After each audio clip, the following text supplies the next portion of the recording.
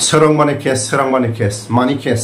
साबैसे एक्स एनडिएफबि खौ जोबथेसालिनिफ्राय उदां खालामनो हाखो साबैसे एक्स एनडिएफबि केसनि जेंनाखौ फोजोबनानै होनो हाखो बर'नि जेंनाखौ साबैसे लिडारा फोजोबनानै होनो हाखो दिनैनि जायफोर गोहो खुंथायाव दं बिथांमोना सोरांनाय लोगो लोगो सोरबा समाजनि मोजां खामानि मावग्राफोरखौ केस मानि थाखाय ससियेल मिडियायाव सिग' जायफोर गोहो खुंथायाव दं बिथांमोना समाजनि खामानि मावनो होननानै राजखान्थि जायफोर हानजायाव हाबनानै दिनै सोरबा दैदेनगिरि जादों सोरबाया माखासे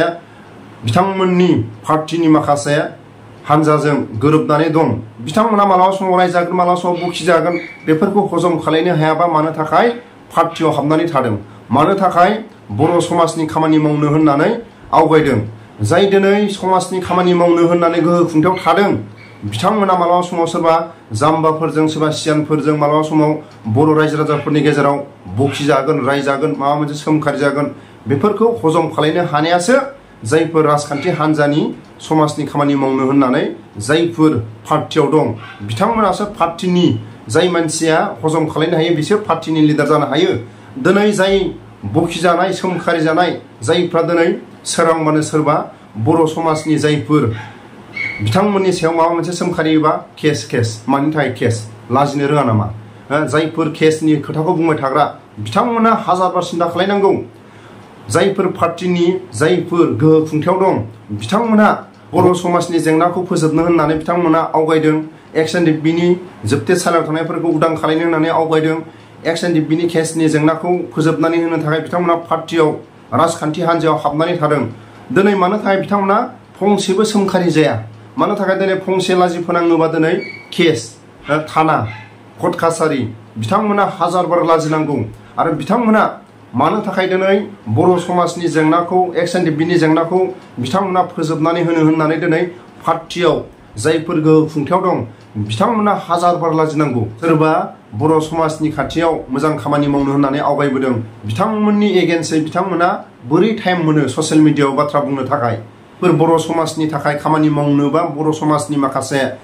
बाथ्रा बुंनानै जायफोर पार्टीयाव दं जायफोर गोहो खुंथायाव दं बिथांमोननि एगेन्स्टआव फंफा फंनै सोरबा रायजो राजाफोरनि गेजेराव बुङोबा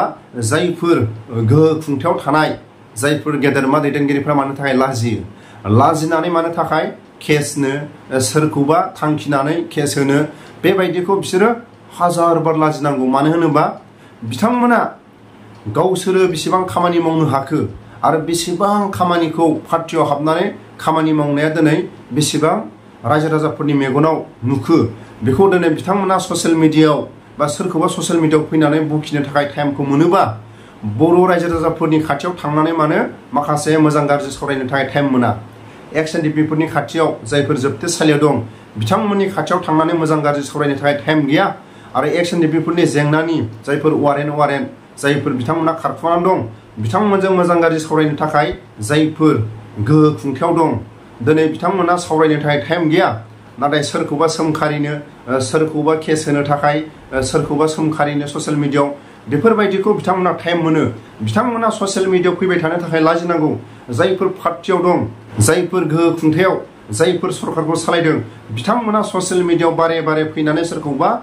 थांखिनानै बुंनो थाखाय बिथांमोना हाजारबार लाजिनांगौ दिनै जों नुदों बिथांमोना लाजिया फांजिया दिनै पार्टीयाव हाबो खामानि मावनो होननानै माबा मोनसे सोमखारि जायोबाथाय डाइरेक्ट ससियेल मिडियायाव सोरखौबा थांखिनानै केसनो माबा मोनसे बिथांखौ जेलाव हरनो थाखाय जेलाव बोरै साजायनानै बिथांखौ बोरै माखासे दायनिगिरि खालामनो हागोन बिनि टाइमखौसो बिथांमोना माखासे टाइम होनो हायो दिनै लाजिनांगौ बिथांमोना बिनि थाखायनो आं जोबथारनायाव फंसे बाथ्रा आं खावलायो जायफोर गोहो खुंथायाव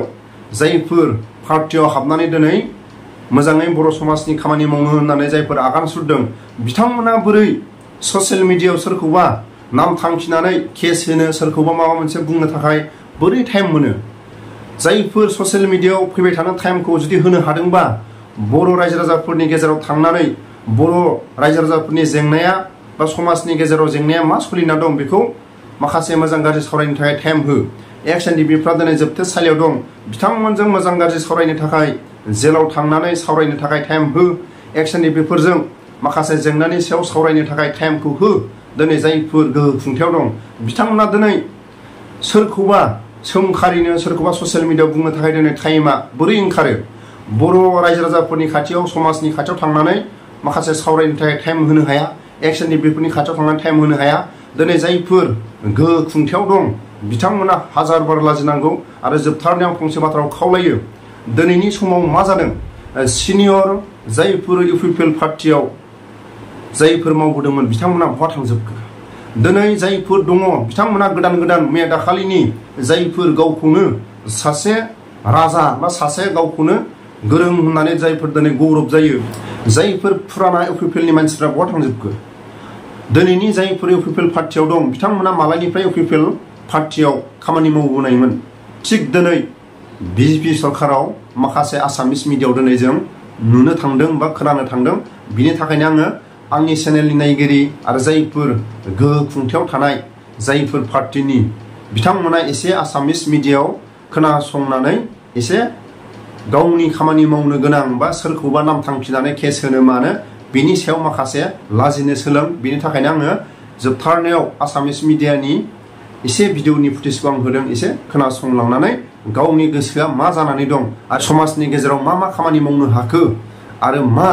गावबो सासे पार्टिनि नेता जानानै मा खामानि मावनो हाबाय थादों आरो मावनो हाबोखो बेखौ एसे लाजिनो सोलों आरो मोनबैसे केसखौ फोजोबनानै होखो गले गले दिनै सोरांनाय लोगो लोगो सोरखौबा नाम थांखिनानै केस होनो सोरखौबा जेलाव दैथायहरनो बेखौ हाजार बार लाजिनांगौ जायफोर पार्टिनि जायफोर गोहो खुंथायाव दं পদত্যাগ পত্ৰ আজি দিব মুখ্যমন্ত্ৰী ডক্টৰ হিমন্ত বিশ্ব শৰ্মাক আমি অধিক খবৰ লাভ কৰিবৰ বাবে যোগাযোগ স্থাপন কৰিছো আমাৰ জ্যেষ্ঠ সাংবাদিক ৰাজু বৰুৱাৰ সৈতে ৰাজু ন বিজেপি পুৰণি বিজেপিৰ সংঘাত এতিয়া তুংগত নেকি শাসকীয় দলটোত ন বিজেপি পুৰণি বিজেপিৰ সংঘাত